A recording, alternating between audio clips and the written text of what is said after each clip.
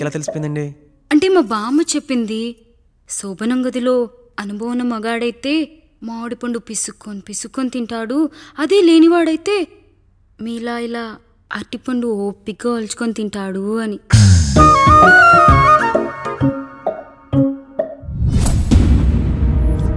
ఏంటవి? అవేంటో తెలీదా? ఫ్రెండ్స్కి పెళ్ళని చెప్తే హ్యాపీ బర్త్డే అనుకొని బెలూన్స్ ఇచ్చారు, ఫీల్ అవుతారు కదా అని 4 అక్కడ కట్టాను.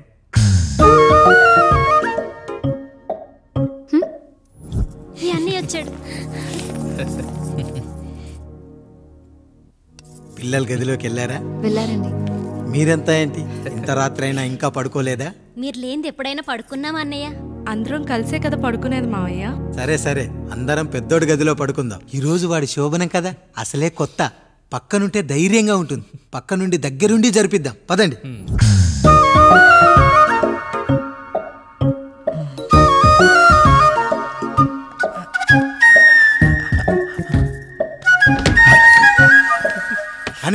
కానివ్వండి. మీరేం మావయ్య ఇక్కడ పడుకుంటున్నారు? అదేంటమ్మా పెద్దోడా, చెప్పలేదా? మేమంతా కలిసే పడుకుంటామమ్మా, నువ్వు మాతో పాటే. అవును భార్గవి. మీరు ఊరుకోండి, మీరు ఇక్కడ పడుకోవడం నాకు ఇష్టం లేదు మావయ్య.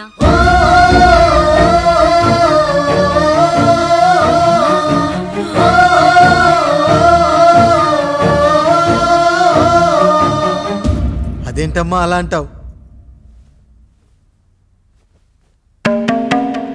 ఎన్నో చూసాం, ఎన్నో చేశాం. దుక్కి దున్ని కోత కోయకుండానే ఈ విత్తనాలన్నీ మొలకొచ్చాయంటావా తల్లి? అవన్నీ నాకు తెలియదు మావయ్య, మర్యాదగా బయటికి వెళ్ళండి.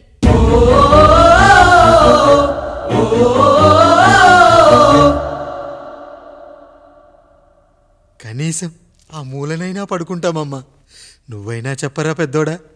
అంటే తను ఇబ్బంది పడుతుంది కదా నాన్న.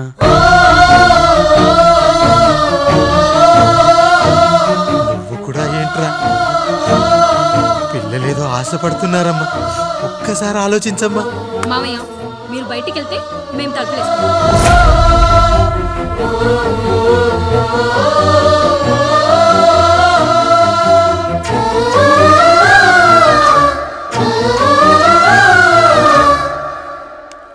వేసుకోండి అమ్మా, వేసుకోండి, తలుపులు వేసుకోండి.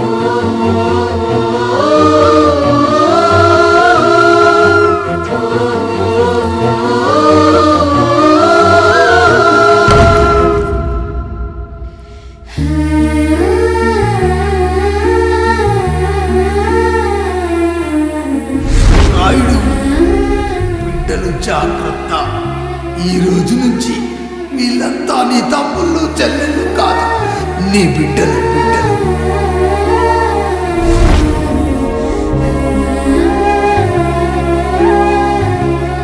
జానకి, ఏమండి? సావిత్రి, ఏమండి? లక్ష్మి, ఏమండి? మన గదిలోకి పదండి. ఇక నుంచి ఎవరి పిల్లలతో వాళ్ళ గదిలోనే పడుకోవాలి. ఇది ఈ రోజు నుంచి ఈ వంశానికి రాస్తున్న కొత్త శాసనం. అయ్యా అలా అనకండి అయ్యా, మీరు లేకుండా మేము ఎప్పుడైనా విడిగా పడుకున్నాం. అంతా కలిసే కదయ్యా పంచుకున్నాం. వెళ్ళరా వెళ్ళు, నీకు భార్య ఉంది, నీకు పడగది ఉంది. వేసుకోండి రా, మీరు వేసుకోండి, తలుపులు వేసుకోండి. మీరు కూడా ఏంటండి పిల్లలేదు? చిన్న పిల్లల వాళ్ళని ఉయ్యాల్లో ఆడించేటప్పుడు పక్కనే ఈ నాన్నకు కావాలి, బడికెళ్ళేటప్పుడు పక్కనే ఈ నాన్న కావాలి, గుడికెళ్ళేటప్పుడు కూడా పక్కనే ఈ నాన్న కావాలి. కానీ శోభనం గదిలో మాత్రం పక్కనే ఉంటానంటే బరువయ్యాను జానకి, బరువయ్యాను.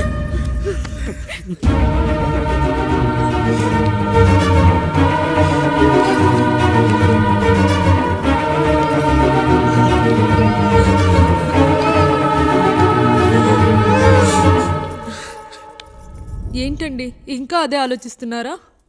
ఎలా మర్చిపోగలను లక్ష్మి? జరిగింది ఏదో జరిగిపోయింది, మీరు బాధపడకండి. ఎంత మాట అన్నాడో చూసావా?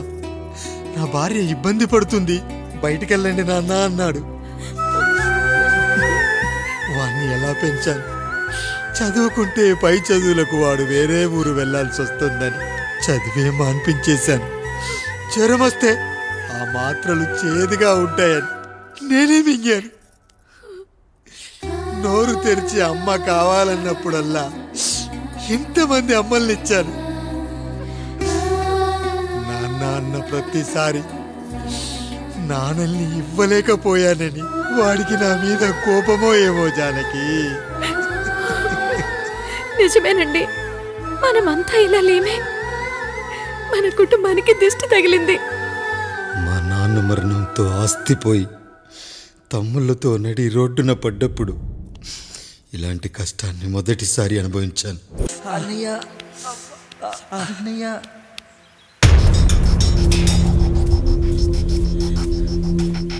అయ్యా, ఏంట్రా రోడ్డు మీద కాలు కాలుతున్నా సరే తమ్ముళ్ళు చెప్పులు లేకుండా నడుస్తున్నారయ్యా, చెప్పులు లేకుండా నడుస్తున్నారయ్యా.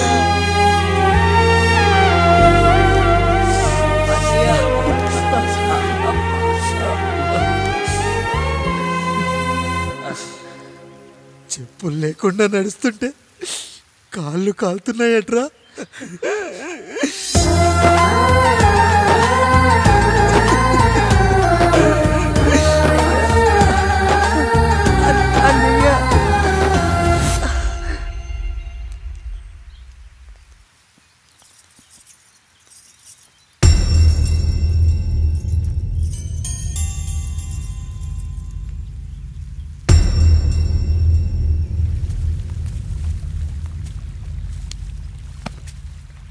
ఏరా కాముడు, అయ్యా బాధపడుతున్నావా? పెళ్ళేమైనా చేయమంటావా? వద్దులేండి అయ్యా, నాకు ఇది ఉందిగా చాలు, దీంతో నేను ఎలాగోలా సరిపెట్టుకుంటాను.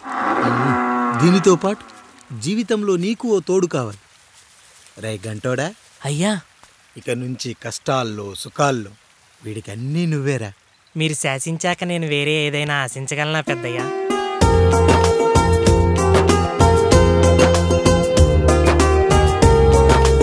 నీ గురించి కాదురా, మీ అక్కది చాలా గొప్ప మంచి మనసుని విన్నాను. ఈ కాముడికి ఆ రాముడి గుళ్ళో పెళ్లి చెయ్యి. అయ్యా, దాన్ని పెళ్లి చేసుకుంటే దాని భర్త చనిపోతాడని జాతకంలో ఉందయ్యా. మీరంతా కలకాలం ఉంటారంట్రా. వీడు పోతే నేను లేనా, చూసుకోలేనా? నువ్వు పెళ్లి చెయ్యి, పెళ్లి చేయరా.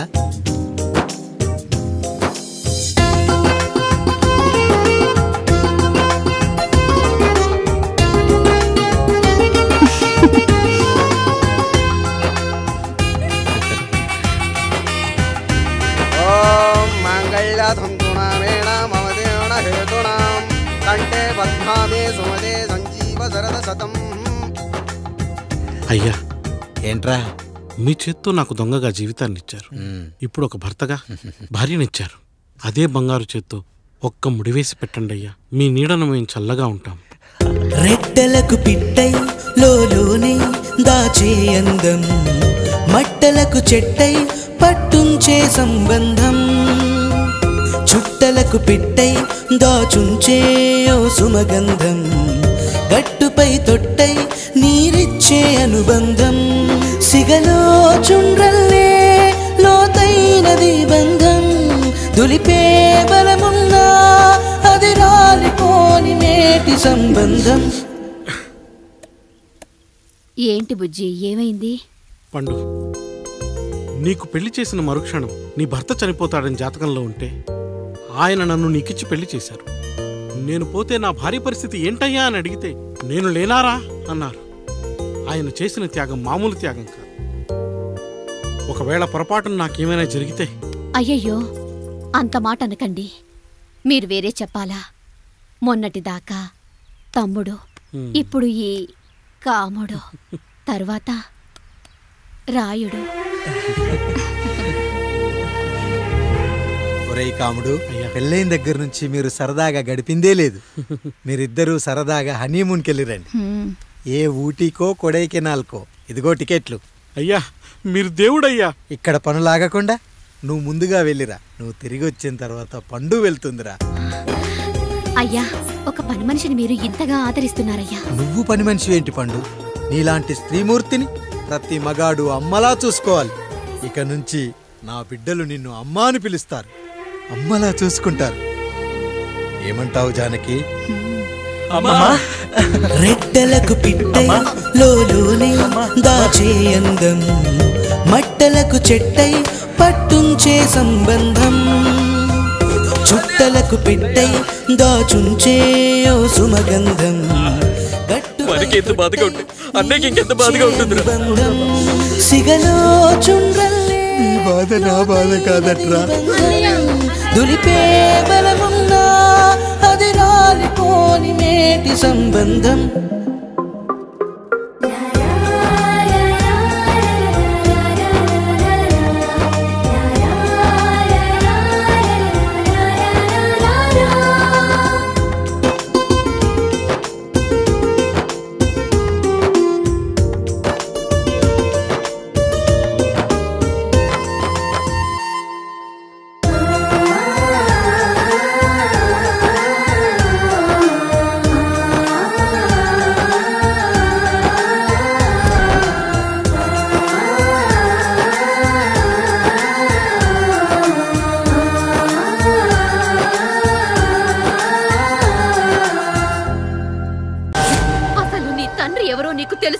తెలుసా? ఇదిగో ఈ కాముడేరా నీ తండ్రి. గేదె నల్లగా ఉన్నంత మాత్రాన పాలు తెల్లగా ఎలా ఉన్నాయనే కదరా నీ ప్రశ్న.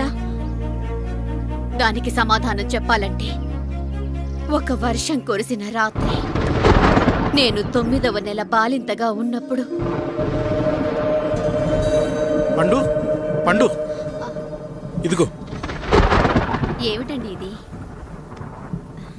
నిద్రలేస్తే నేను, బయటికెళ్తే గంటోడు, పక్కకెళ్తే పాలేరు, ఎప్పుడూ తిరిగే తాయారు.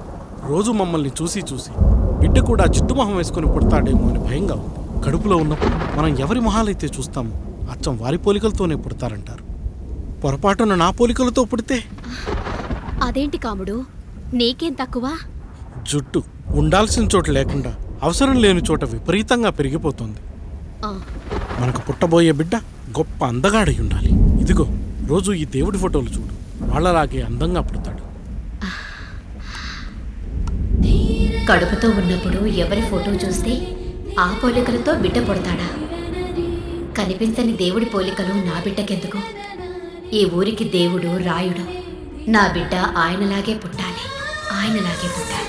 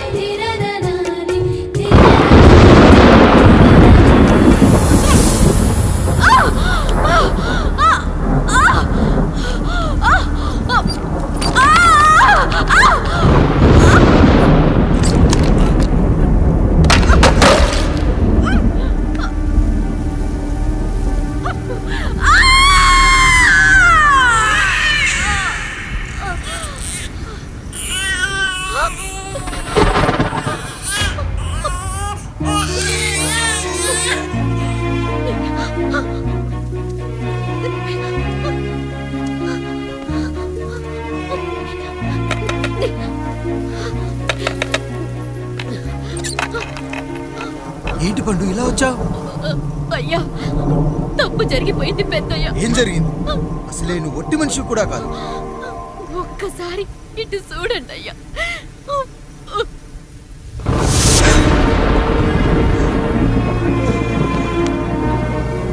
వీడేంటి అచ్చం నాలా ఉన్నాడు? అసలేంటి, ఎందుకు ఇలా జరిగింది? నువ్వు ఎప్పుడైనా చీకట్లో పంపు సైడ్ దగ్గరికి వచ్చావా? మరి అమలాపురంలో శివాలయం దగ్గర రత్నాలు నీకేమైనా అమ్మవుతుందా? పిఠాపురంలో పద్మ, రామాపురంలో లక్ష్మి, కాకినాడలో సుజాత. అయ్యో దేవుడా, అసలు ఇదంతా ఎలా జరిగింది పండు? అయ్యా, ఇదంతా కాముడి వల్లే అయ్యా, కాముడి వల్లే. కాముడా? కాముడి కుటుంబానికి నాకు ఏం గుర్తు రావట్లేదే.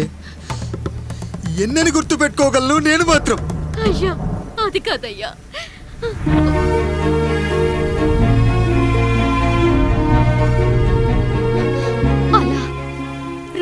మీ ఫోటో చూసి చూసి అచ్చం మీలాగే పుట్టాడు. అయ్యో, నా పోలికతో బిడ్డ కావాలనుకోవడం ఏంటి పండు? నువ్విలా చేయడం ఏంటి పండు? పోలికల కోసం ఫోటోలు ఎందుకు చూసావు పండు? అందుకే కదయ్యా ముందు ఆ డైలాగ్ చెప్పాను, తప్పు జరిగిందని. ఇప్పుడు ఏం చెయ్యాలయ్యా? స్వచ్ఛమైన మన ప్రేమను ఈ పాడులోకం అర్థం చేసుకోదు. కనీసం మీ ఇద్దరి జీవితం బాగున్నా ఆనందపడేవాని. వీణ్ణి ఇక్కడ ఉంచొద్దు పండు, బయటికి పంపించు. బయటికి పంపించి బాగా చదివించు, గొప్పవాణ్ణి చెయ్యి. వీడికి అయ్యే ఖర్చంతా నేనే భరిస్తా. అవసరమైతే ఆ డబ్బు కాముడి జీతంలో వచ్చేద్దాం. అయ్యా వెళ్లే ముందు వీడికొక పేరు పెట్టండి అయ్యా. వీడు ఇంకో రాయుడు, అంటే ఇంగ్లీష్లో అండ్ రాయుడు అండ్ రాయుడు.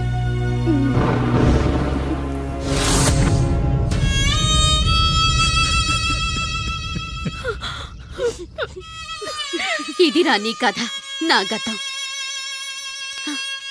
నిన్ను చదివించడం కోసం ఆయన మీ నాన్న జీతంలోంచి నెలకి 3,000 4,000 కోసేసిచ్చేవారు.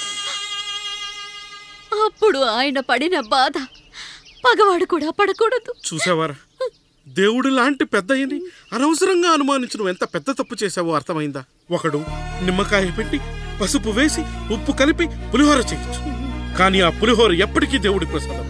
నువ్వు ఆ దేవుడి ప్రసాదం, ఇక ఆయనే మీ నాన్న.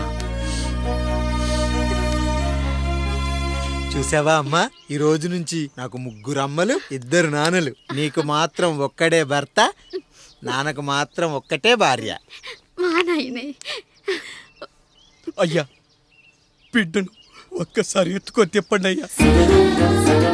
బాబు, నాన్నా,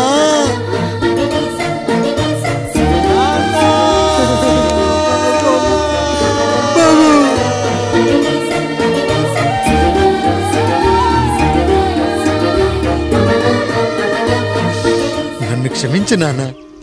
ఇప్పటికైనా నిజం అర్థం చేసుకున్నావు, అది నాకు చాలురా. చాలదు నాన్న. నిన్ను ఏలెత్తి చూపిన జనంతో చెయ్యెత్తి దండం పెట్టించాలి. అన్నయ్య కంటే ఆస్తి ముఖ్యమనుకున్న మన కుటుంబానికి గుణపాఠం నేర్పించాలి. ఇక నాకు వదిలే నాన్న, నేను చూసుకుంటా.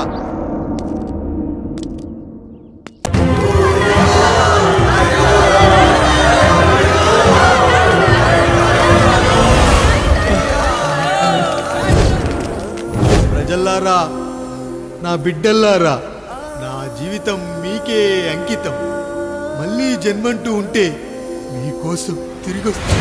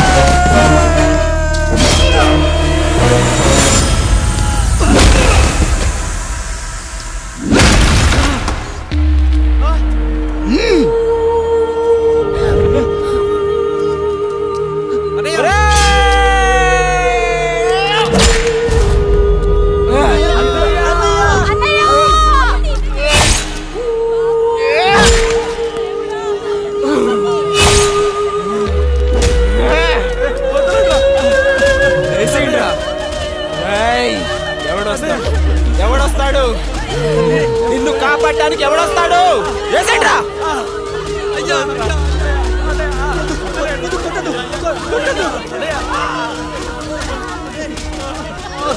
కష్టం వస్తే ఒక్కసారి నాన్న అని పిలవరా, ఆ సమాధిలో చైనా లేచొస్తా.